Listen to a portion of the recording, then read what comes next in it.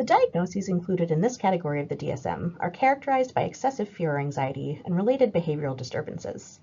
In anxiety disorders, this anxiety or fear is disproportionate or excessive, persists after the anxiety or fear response is adaptive, or is not developmentally appropriate compared to most individuals of a given age in their sociocultural context. One way of characterizing the differences among different anxiety disorders is to distinguish between anxiety disorders that are primarily characterized by a fear response, a response to a real or perceived threat in the environment that is currently present, compared to an anxiety response, or thinking about a potential future threat. If we think about specific phobias and social anxiety disorder, these are primarily characterized by fear responses. A specific phobia is a marked fear of a specific phobic object, whether that is an animal, a feature of the natural environment, or a specific kind of situation. Social phobia, or social anxiety disorder, is very similar, except the phobic object is some kind of social situation.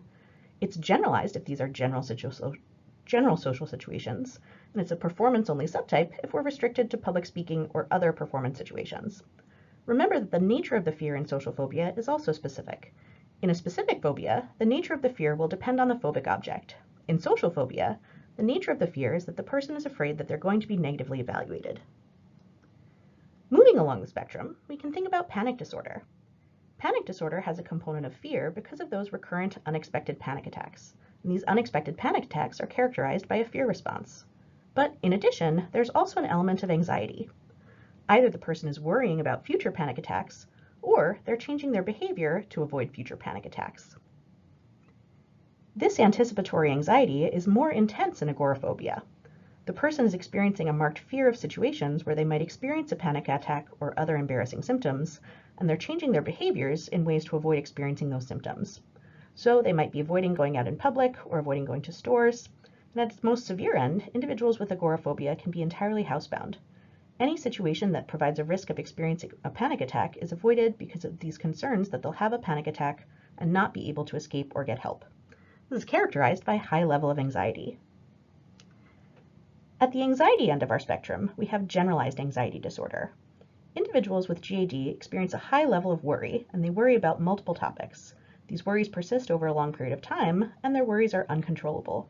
They're also experiencing a range of symptoms related to that worry. Another way to differentiate among anxiety disorders is by the kind of situation that is prompting the fear or anxiety response and the nature of the feared consequence. Is it a specific kind of object or situation? Is that specific object or situation a social situation? In addition, consider the nature of the fear. Is it a fear of the object itself, a fear of negative evaluation, or a fear of having a panic attack or other symptoms and being unable to escape? Answering these questions about an individual's fear or anxiety response can help you determine which of these anxiety disorders is the most appropriate diagnosis in a given situation.